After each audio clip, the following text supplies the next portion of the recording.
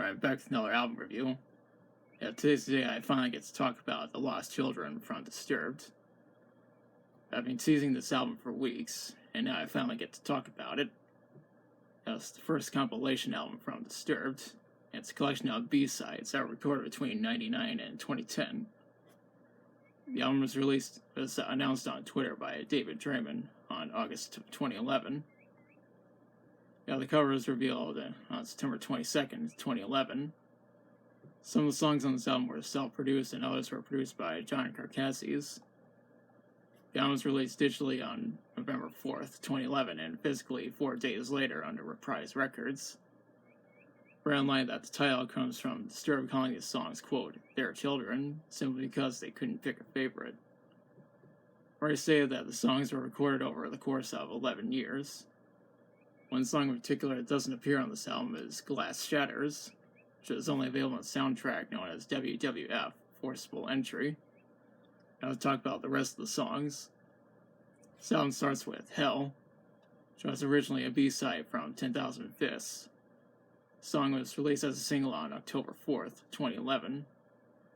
It is later released a week later for radio stations. I'd also like to point out this song was released a month before the album. I'd also like to point out that the song has nothing to do with the song Hell from Foo Fighters, because that's a completely different song. I'll say that I do like the song. I think it's a great way to start the album. After that is A Welcome Burden, which is a B-side from The Sickness, and first appeared on the soundtrack for Dracula 2000. It's followed up by This Moment, which initially appeared on Transformers, the album. The next song is Old Friend, which is a B-side from Asylum. Of course, I already talked about Asylum last time. After that is Monster, which is another B-side from 10,000 Fists. Next is Run, which is a B-side from Indestructible.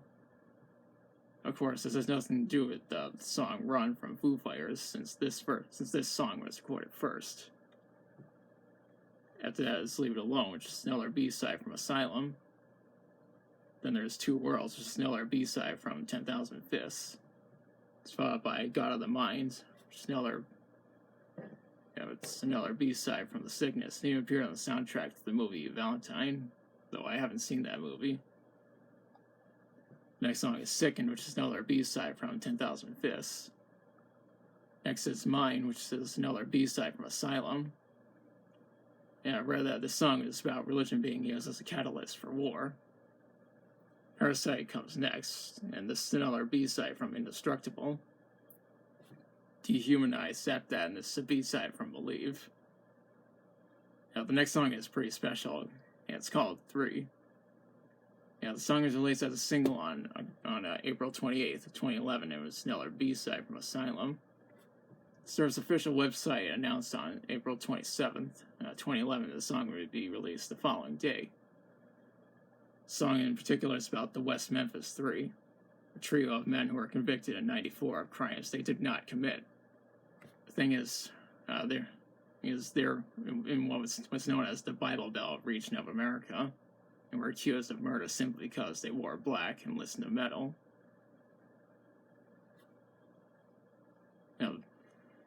Obviously, there was no evidence of them committing murder. The Disturbed themselves knew that the guys were innocent, and they said that all the proceeds from the song would go to the Damien Echols Defense Fund. So it's great to know that the money went to a good cause. I'm also thankful that the West Memphis Three were set free on August 19th, 2011. That's followed up by Midlife Crisis, which is a cover of a song from Faith No More. It's another B-side from Indestructible. This album ends with Living After Midnight, which is a cover of a song from Judas Priest. It's yet another B-side from Asylum. When I read that, this album was met with mostly positive reviews from critics, and rightfully so. This album debuted at number 13 on the Billboard 200, and sold over 43,000 copies in the first week.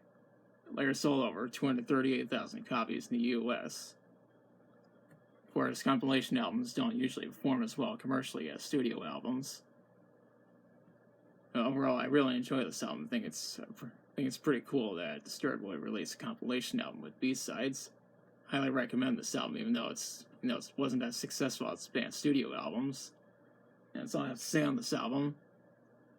I also like to say that in October of 2011, Disturbed went on hiatus after finishing up their U.S. tour that year. They eventually got back together in 2015, but we'll get back to that next time. During the hiatus, David dreamed of starting up an industrial rock band called Device. We'll talk about that some other time.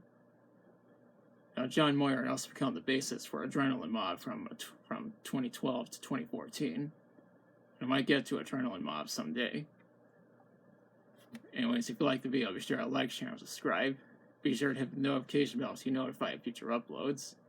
You also follow me on social media, and there's links in the description. And leave a comment if you like. And if you're watching, I'll be back soon with another review.